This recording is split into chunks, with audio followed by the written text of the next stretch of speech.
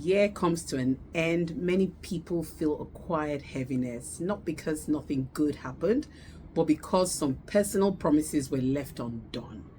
The goals you set with so much hope at the beginning of the year, all your resolutions, the version of yourself you imagined you'd be by now, those plans didn't survive the year. If that feels familiar, you're not alone.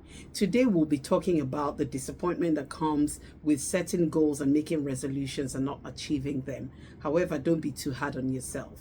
So, we often set goals in January with optimism, but we don't know what the year will ask of us. Life happens. Unexpected financial strain, emotional losses, health challenges, burnout, disappointments. Just generally, things don't work out the way we plan, and oftentimes we're so hard on ourselves. But disappointment takes more energy than we ever planned for. Sometimes survival takes priority over growth.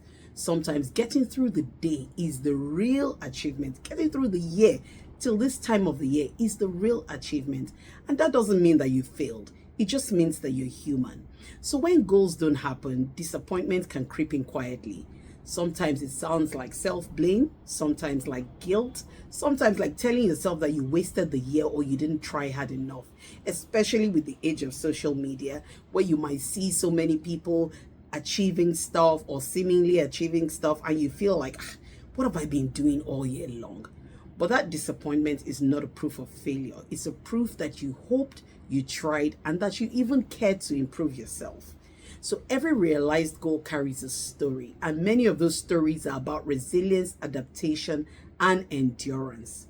Disappointment is a normal part of living. A lot of times we plan, but who knows what may happen and may shift our plans and change our plans, and even sometimes for the better.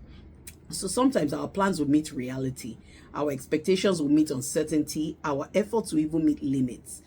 But not every season in life is meant to be an achievement. Some seasons are for healing, some are for learning, some are simply for surviving. And those seasons all matter. They all make up what we call life. So before you judge yourself, pause and ask, what did this year demand of me? What did it take from me?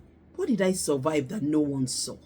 You don't need punishment to grow. You need compassion, honesty, and patience with yourself, even when nobody else is.